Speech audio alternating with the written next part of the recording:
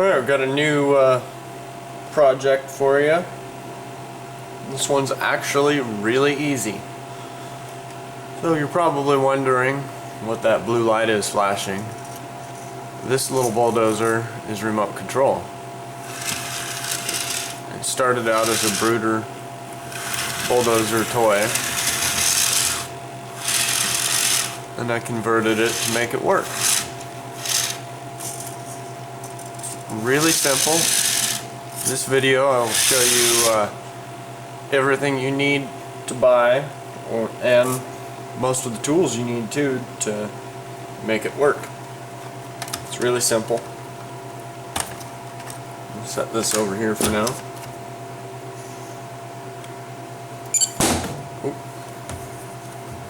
I didn't break it. Nope. Alright, first you need some wire cutters,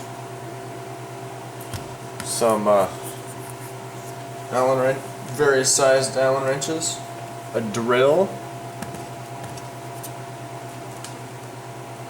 And you don't need one of these, but it makes it nice for one part. And you'll need a Dremel or some other way to cut plastic. So I'm using a Dremel.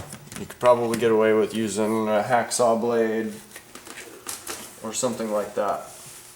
You'll also need a receiver, which this is a Spectrum AR8000 for an airplane that I had laying around. You will need a saber-tooth, there we go, saber-tooth dual 5-amp motor driver. These are about $60. You will also need a Tamiya dual gearbox. It's a 4-speed.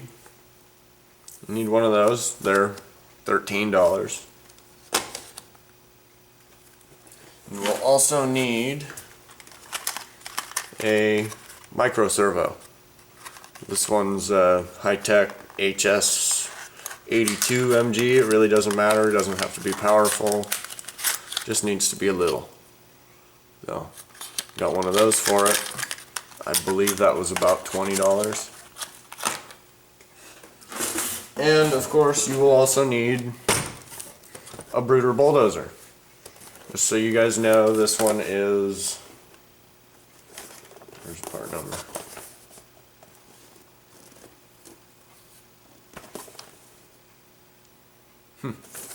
Doesn't have a part number. So it's this bulldozer.